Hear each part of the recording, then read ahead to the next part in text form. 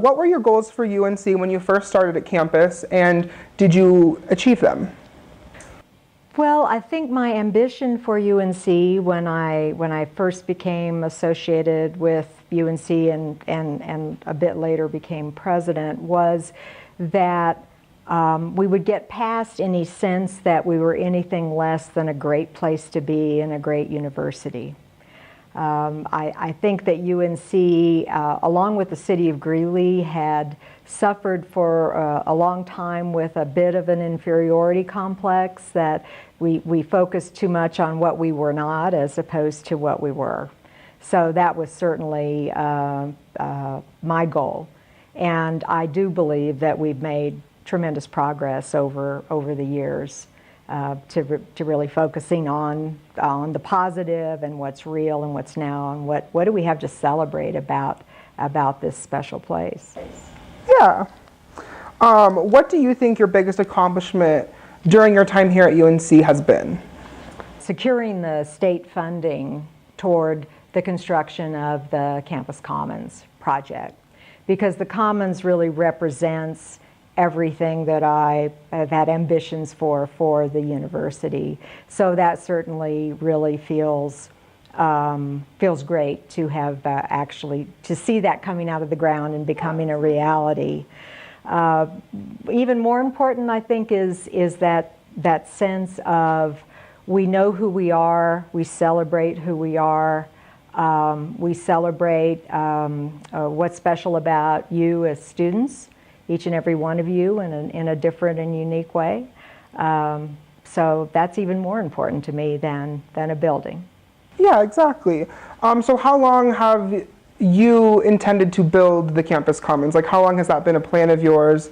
And how long did it take from it to go to an idea to an actual project in the works to almost something that's almost finished? In terms of a very specific project in the location where it is, containing the three elements that it now contains, that's probably been 5 to 7 years from today.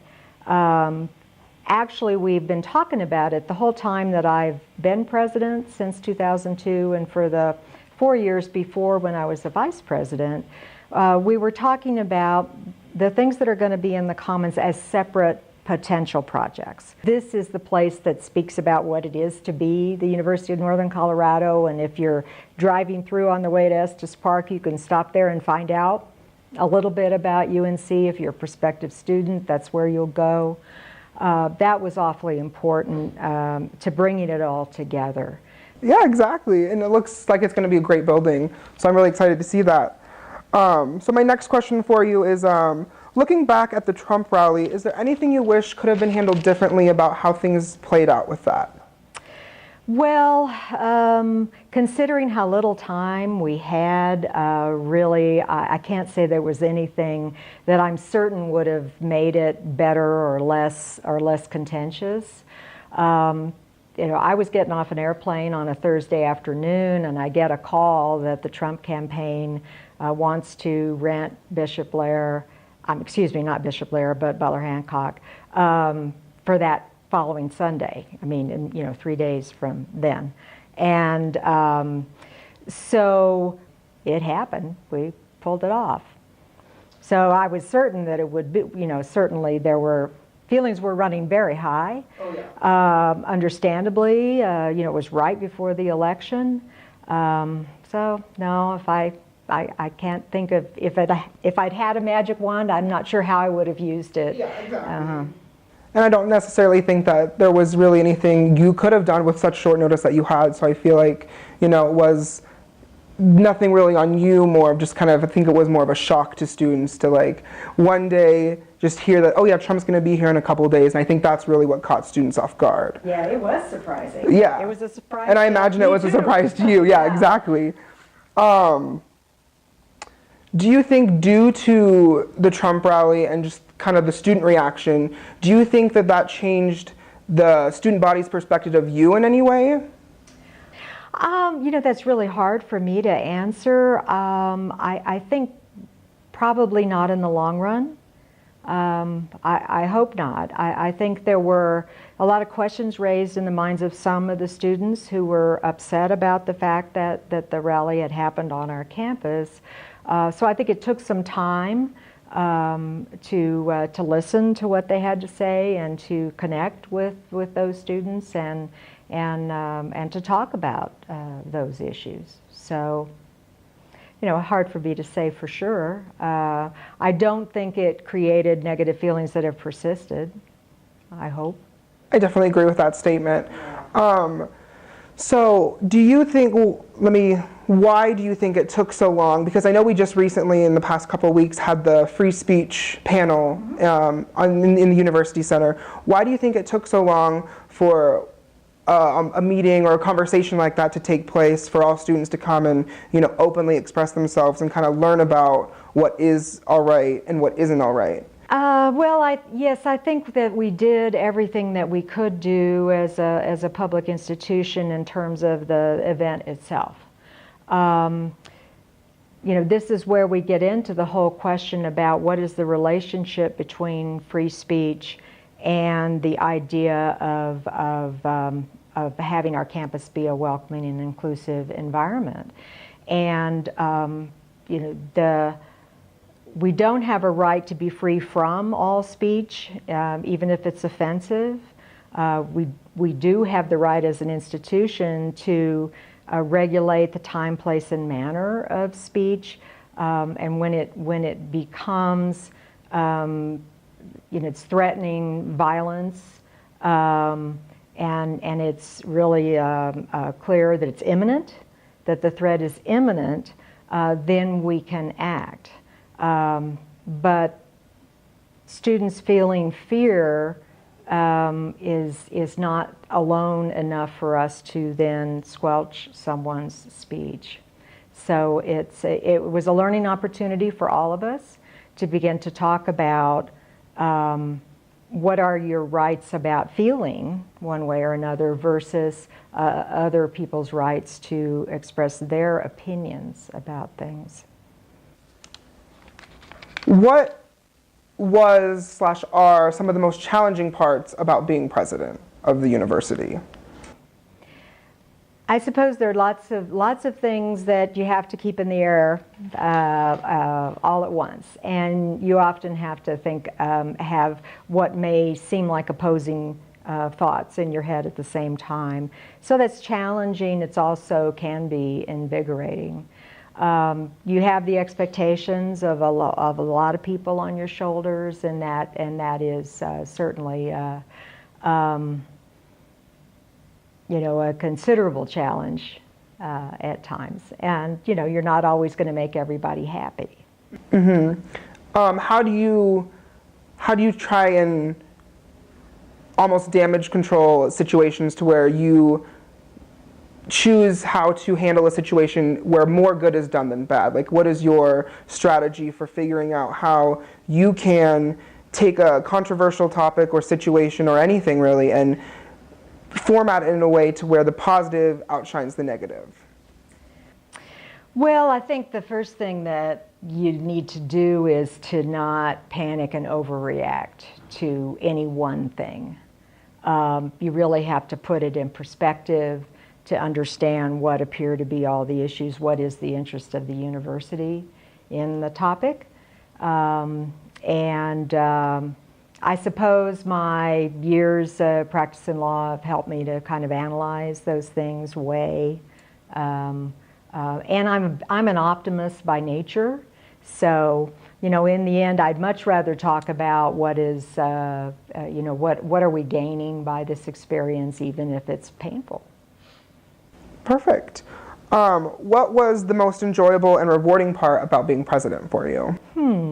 Well, I'd say it's definitely the students, and in particular, something that I mentioned in my State of the University this year, the celebratory atmosphere at commencement is just amazing.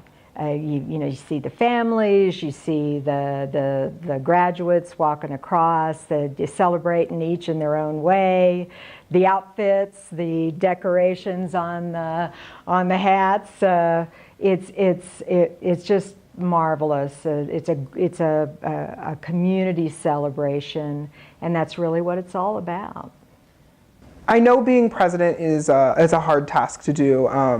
Do you think that you did enough with the student body in going to events and really making yourself available to have conversations with students one-on-one and really listen to their concerns personally? Or do you think that like you were more focused on kind of the background stuff and had to really focus on like how the university is presented and then made the students' concerns almost second? What do you think happened there? You know, you can only be who you are in these roles. And so that's a hard question for me to answer in one way or the other. I'll tell you what has changed is the expectations of students for the president in terms of being available or having any kind of a personal relationship. So I've been to a heck of a lot of events over the years. You can't go to all of them. So, you know, I feel that I certainly tried to do my best. But I think the expectations of students have changed significantly in terms of an interest in having some kind of a personal relationship to the president. Oh yeah, I definitely agree with that. Besides commencement and graduation, what do you think were some of the best events for you to be participating in and really be with students with that? Yeah, well, aside from athletic events, which are really loads of fun, especially when we win, getting to know, those are certainly enjoyable. Events like the poster sessions during Academic Excellence Week, when I can, hear about individual work that students are doing or group work that they're doing. My husband and I attend a lot of the theater events and have for many years before I was an employee of the university. So I love watching the growth and the talent that we have here. I think the theater department is really amazing at campus. It's pretty fabulous. So you were UNC's first female president. Do you think that there were any expectations of you, or almost was there more pressure for you taking on that role? I never particularly felt it. Because I've been in a situation for most of my life where I was often the first woman to do whatever. So I guess I thought about it more as time went on in terms of literally serving as a role model, because it was still perceived as being somewhat unusual to be a female and to be a president. I didn't feel it as pressure, though. I didn't feel like I had the weight of the whole gender on my shoulders. Do you think that you serve as a role model for women, or do you have a message for other females who aspire to be in a position of power, or just females in general? Well, I think so. As I said, I thought for a long time, this role model stuff, it's just simply unimportant. But I think, I have been in a visible position for quite some time, and I realize that I do have the opportunity to, do my best and model behavior in that way. So, I've taken it much more seriously more recently, and the idea that I can be a mentor in terms of, here are the things that I've kind of learned, and, don't overreact to that. And yeah, you're going to get that. That'll probably happen, but does it really matter? Probably not. Do you have a message that you would like to leave with the UNC campus? Enjoy and treasure the time that you have here. because this is a special place, and your role in it is yours to shape. Take advantage of all of the diversity in every sense that's available here. But don't think that this is your last chance to have a meaning in your life. It's the beginning. It's an opening up. So enjoy every bit of it, including the hard parts. Do you have a message for the future president, the next one who steps up after you? Well, I do. I spent some time in my State of the University address a couple of weeks ago with the pitch. Here's what makes this a great place, because you as the future president of this institution are coming into a place that has a positive upward trajectory. The students are engaged, the faculty are engaged, and we're going nowhere but good places. What were some of the reasons, or what was the reason you decided to step down? Well, there are several about timing. One is there's a time and a place for everything. I will have completed 16 years as president. Next June. That's a very long time to be in one of these positions. I'm 66 years old, and my husband is finishing up public life in a couple of months. And we've got 3 small grandkids and 3 big grandkids, but we've got three small grandchildren that we want to spend some more time with. So, it's time. Yeah. I think that's a respectable answer. And then my final question for you is, what are you going to be doing after retirement? What is the next step for you? Well, I don't know exactly. In addition to spending time with the grandchildren, probably doing more travel. My husband and I have been doing travel, but in the presidential role, there are only a couple of windows during the year where you can actually go. So traveling, in the middle of what would have been the semester, that'll be cool. And there are some, I will continue to give back to the university in any way that the board, thinks would be helpful. I'm not going to get in the way of the next president, but there are some long-term things that I'd be happy to see through if that's what the university needs.